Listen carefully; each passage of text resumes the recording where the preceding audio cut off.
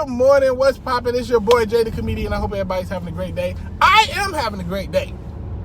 Today I want to talk to you guys about the governing body and how they get their information. Oh, this is a very interesting subject and quite funny if you ask me. Because when you look at the governing body, I don't know if you guys had the chance to read Raymond Friend's book, Crisis of Conscience, but he's an ex-member of the governing body, and he talks about how the governing body most of the time didn't even look in the Bible when they came up with their legislation. For the Jehovah Witnesses, they just say, you know what, I don't like it, so apparently God doesn't like it, so nobody should like it. Boom. And that's how they came up with rules and regulations. But at the same time, I have to ask you, that's kind of dumb, don't you think? But let's go further. Now, I'm going to speak today as if I believe in the Bible, because I need to do that in order to make my points, okay? So all my atheists and agnostic peoples out there, don't get mad at me, but I'm gonna have to speak today as if I believe in the Bible so people can understand what I'm saying. Okay, here we go.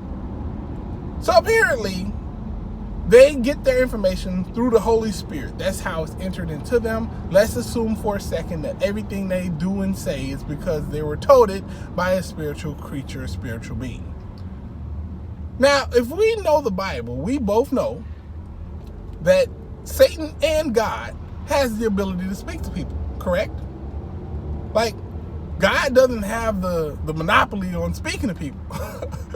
Like, Satan can speak and communicate too, obviously.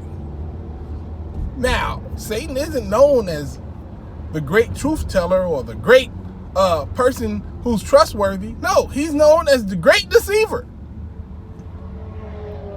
And how does Jehovah Witnesses know? The governing body, how do they know who they're talking to? How do they know whether or not they're talking to God, Satan, or just some random troll god that was just passing through the neighborhood and was like, you know what, I'm going to mess with these crazy A people over here? How do they know? Is there like a password or a hotline or anything like that only God uses, can only use his password to get in? Which would be, of course, capital G-O-D, big guy, 21, 1914, hashtag, smiley face emoji. That would at least be the password. Of course it'd be the password. And I'm sure the devil would try to hack it eventually. But the point is I don't really think they would know who they're speaking to. And the only way that usually you'd know whether or not somebody is with God or not, according to the Bible, is by the fruit that they bear. You only know you only know if a tree is good or not by the fruit that it bears. That's the only way you can know. And yes, on the outside, the Jehovah Witnesses look great. Everybody that talks about the Jehovah Witnesses who've never been in an organization will tell you, oh, well, I mean, you know, they're cool. They're a little irritating, but for the most part, you know, they're nice, clean cut. They never cuss. You know, they're pretty trustworthy. Yeah, they seem like there's some pretty good fruit, right? But in order to bite that fruit, you have to join the organization. That's the only way you can really taste the fruit. You can see it outside the organization, but in order to eat it, you got to be inside the organization. And once you get inside the organization and you bite that fruit, tastes like hitting child abuse. It ain't that good, baby. You get inside that religion and you start devoting your life to it, oh, that fruit get real nasty real quick. But even more than that, let's really, really look into it, right? So we know that Satan the devil is the great deceiver, right? That's who he is. You know what other name he goes by? Lucifer. Now, one thing about the name Lucifer is, if you look up the definition, the meaning is the bearer of light. Some people say the bringer of light. Question for you. I think most of you already know I'm going to ask you. Whenever the Jehovah Witnesses make a mistake, what do they have for you? Oh, we got some new light for you. We done made a mistake. We brought you some new light. Yes, now, even though thousands and thousands of people already lost their lives, we're going to say you can take blood fractions now. Yeah. We would have disfellowshipped you and kicked you out the organization for doing this a week back, but we got some new light. So boom, there you have it. They bring you light. Apparently, the Jehovah Witnesses are the bearer of light. Just like Lucifer. Interesting. So let's look at the fruit that they bear once again. Let's look at God's organization. First off, a lot of stuff that's in the Bible that's controversial, they just kind of ignore, They only stick to the parts that help them. Sounds like something the devil would do, to be honest with you. And then let's go further. God's organization, but, he hides child abusers. God's organization. Rips families apart, don't allow people to celebrate themselves or find work in this world or associate with any of his other children. Because according to the Bible, we're all God's children, right? But God will make children that you can't live with, that he's planning on destroying every day. He makes more and more people that he's planning on destroying every day. And you're not to have anything to do with them. Does that make sense to you? Does that sound like something that God would do or something Lucifer the devil would do? I'm just making points. Like, how do you know who the devil is? Even from the stories in the Bible. Let's look at that. Let's start at the very beginning. Because I seen a picture yesterday, and it was quite interesting and thought-provoking. On the picture, it was a picture of the Jehovah Witness of Adam and Eve being kicked out of paradise and being directed by an angel to get out, right? Now, mind you, Satan was an angel and God was God or whatever. So they're all in heaven just kicking it. And then God's like, you know what, I'm gonna put some humans down there. I'm gonna give them souls and it's gonna be all good. But whatever I do, I'm gonna make sure they don't know the difference between right and wrong. And he started to do that. Now, the picture that I'm referring to says, how do we know that this so-called Satan the devil didn't see what God was doing and hated it so much that he came down to actually protect us?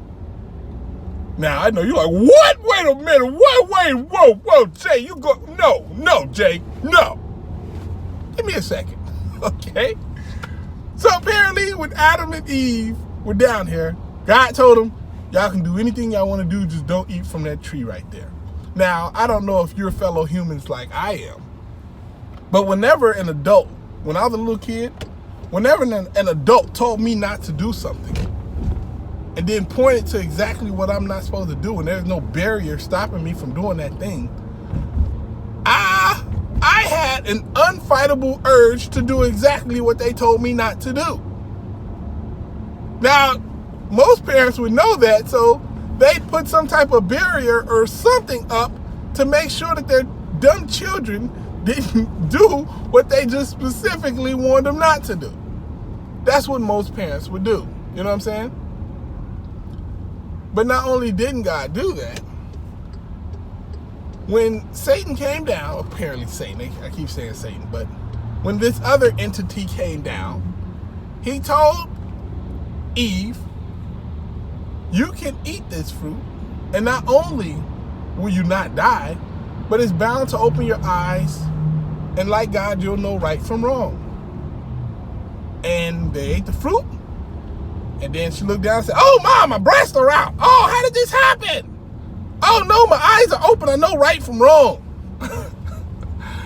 So, couple things with that. So, apparently, they was down here just living wrong, just doing all the wrong stuff, stuff they weren't supposed to do, wasn't meant to be doing. And God was like, yes, that's what I want. Yes, that right there, exactly that. And then Satan came down and said, there is right and wrong. Like, you need to know in order so you can know what's right and know what's wrong. You know what I'm saying? Because apparently God was treating them wrong and he didn't want them to know that he wasn't treating them right. Like, he had them walking around naked and whatnot, and they're like, yo, I'm naked. I was wondering why these horses kept looking at me and laughing. That's what Adam said. That's why. That's messed up. But no. The point is that They say that the serpent lied to Eve. Did he? He said you won't die, and he said that you'll know right from wrong. She didn't die, and she knew what was right from wrong.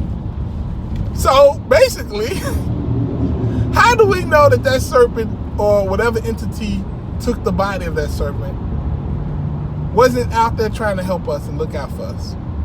How do we know that? Now, I could be wrong. I could be wrong. I could absolutely be wrong. But it's worth a thought or two.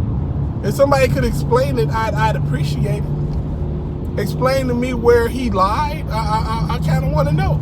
Because on the surface, according to the way words work, he said something, and what he said turned out to be true. So technically, it's not a lie. That's how the truth works. If I come up to you and say, hey, tomorrow I'm going to kick you in your nuts, and you're like, we'll see about that. Then tomorrow comes and I kicked you in the nuts, I didn't lie. I told you the truth. And now your nuts hurt. You know what I'm saying?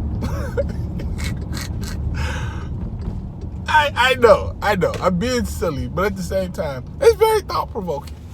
It's very thought-provoking. Bigger point is, the governing body don't know who they talking to. If they do believe that stuff, they have no idea who they're talking to or can protect you guys at all. And yeah, you can tell whether or not they're good by the fruit that they bear. And if their fruit tastes like child abuse, guess what? It's not good fruit. That's some badass fruit right there. Anyway, it's your boy Jay the Comedian. I hope y'all have a great day. Holla Chiguala. Deuces.